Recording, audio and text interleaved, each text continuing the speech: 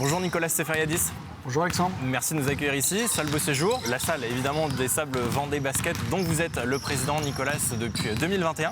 Alors on va revenir sur cette saison des Sables Vendée Basket qui s'est achevée ici même le 3 mai dernier avec une belle victoire face à Besançon.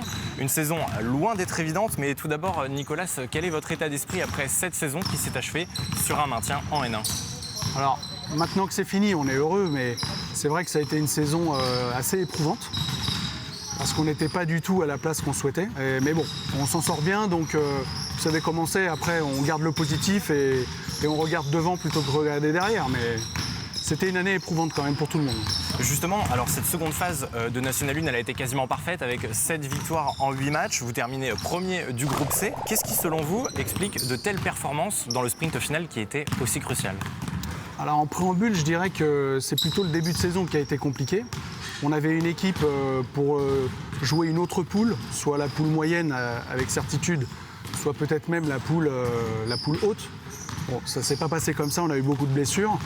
Donc effectivement, on a fait une super deuxième partie de saison. C'est ce qu'on va retenir, mais c'est un peu frustrant quelque part. Mais en même temps, on a fait le job. C'est ça, on va en reparler de ces nombreuses blessures. Alors, ce début de saison aussi, il a été marqué par de nombreuses séries. Tout d'abord, 6 défaites consécutives pour démarrer, puis 3 victoires de suite, ensuite 7 défaites de rang, 4 victoires. Est-ce que c'est facile de gérer une saison comme ça avec autant de rebondissements, une saison vraiment en dents de scie, on peut le dire ? Non, c'est pas simple. Alors, c'est pas simple surtout pour le coach, le staff et les joueurs. Il faut faire preuve de résilience. Donc, alors ça, ils l'ont fait, ils se sont mis au travail. Ils n'ont rien lâché et on l'a vu en deuxième partie de saison avec un taux de victoire hyper important qui nous a permis, malheureusement, pas d'être sur la poule moyenne, mais d'être sur une poule basse où on a montré qu'on n'avait rien à y faire en réalité. C'est à 65% de victoire sur la deuxième partie de saison, ouais, environ, notamment. Alors, après la 16e journée, il y a 3 victoires seulement à mi-décembre, des nombreuses blessures. Il y a eu Grégory Le Sort, il y a eu Jean-Michel Mipoca, il y a eu Quatarius Wilson également qui sont revenus un peu plus tard dans la saison. Il y a eu beaucoup de monde. Il y a des joueurs qui ont joué blessés aussi. Et ce qui fait aussi que parfois sur certains entraînements, Denis Mété est obligé de faire venir des jeunes joueurs effectivement pour faire le nombre. Est-ce qu'à ce moment-là, vous vous êtes dit, cette saison va quand même être galère, le maintien, ça va peut-être pas passer ? C'est pas ce qu'on espérait comme type de saison. Mais à aucun moment j'ai pensé ça. Parce que déjà c'est pas dans mon ADN. On a essayé justement avec Denis de transposer ça chez les joueurs, dans toute l'équipe, le staff. Comment est-ce qu'on fait justement pour transposer ce message-là ? On se réunit, on en parle ensemble et puis on essaie de créer de la motivation et de l'envie, quoi. Donc pour se battre. Donc on passe en mode mission, en mode guerrier, quoi. Est-ce qu'il y a eu un moment charnière comme ça où ce moment guerrier s'est activé ? Est-ce que vous avez quelque chose en tête peut-être ? Oui, j'ai quelque chose en tête. En fait, un matin à 7h, j'ai convoqué les joueurs, le staff. Et ça les a marqués. Alors, au début, ils n'ont pas forcément bien pris les choses, mais ils ont compris après quel était l'intérêt. C'était de montrer que c'est un travail, on est des pros. Et il va falloir remonter les manches et c'est ce qu'ils ont fait. Donc je les ai félicités en fin de saison et je leur ai aussi rappelé cette petite réunion qui les a certainement marqués. Mais, bon, ça a été un déclencheur. Bon, après, il n'y a pas eu que ça. Il y a eu un vrai travail derrière qui a été effectué par tout le monde. Et je pense que c'est justement ce collectif qui s'est mobilisé qui a fait la différence en deuxième partie. Nicolas, en tout cas, vous, ça fait 3 ans que vous êtes président donc, des Sables Vendée Basket. Quel genre de président vous êtes ? Est-ce que vous avez plutôt tendance à laisser, on va dire, toutes les clés du camion au groupe, notamment à Denis Mété avec cette équipe première ? Ou alors, effectivement, vous aimez bien aussi intervenir de temps en temps, notamment dans le vestiaire, quand il y a besoin, sur des moments clés ? Alors, sur des moments clés, oui, à la demande du staff et du coach, mais jamais de moi-même, parce que c'est pas l'objectif, quoi.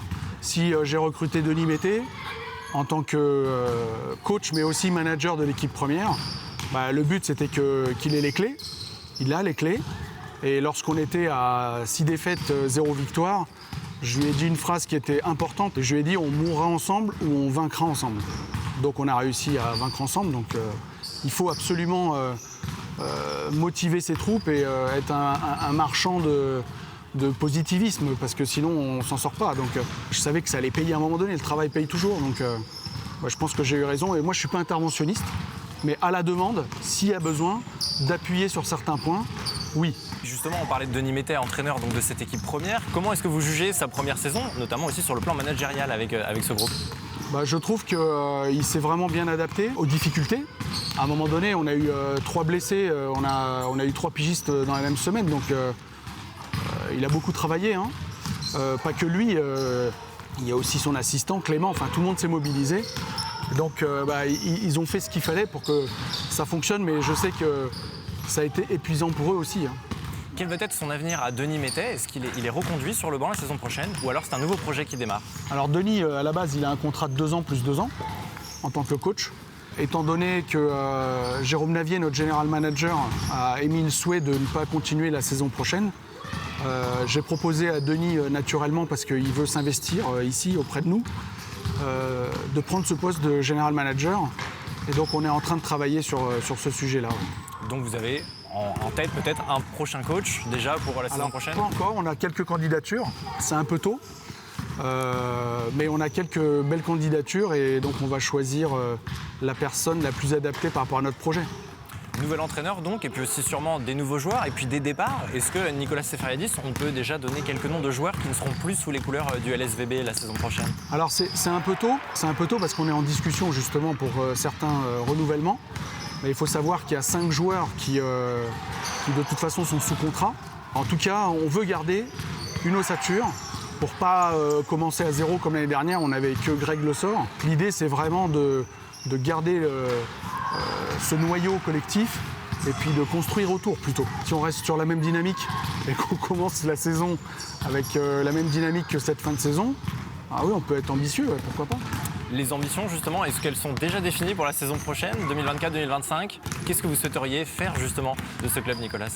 Avoir l'opportunité d'aller chercher les playoffs.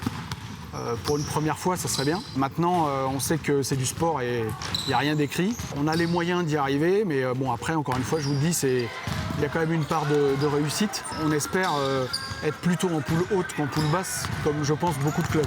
Nicolas Seferiadis, avant de définitivement laisser les parquets de basket pour l'été, il va y avoir encore un autre événement ici, salle Beau Séjour, c'est le Homka All-Star Game, donc 22 et 23 juin prochain. Ce sera à suivre d'ailleurs en direct sur TV Vendée. Retour à la salle Beau Séjour après un passage au Vendée Espace. Qu'est-ce qui vous a motivé de revenir ici? En fait, parce que ça va être la dernière finalement ici. On espère que la prochaine édition sera à l'Arena. Donc on se dit on va faire un clin d'œil et plutôt que de le faire sur une journée, on fait un Homka All-Star Weekend. Le premier jour, ça va être le match des étoiles de la Nationale 3 masculine, Pays de la Loire contre une équipe vendéenne.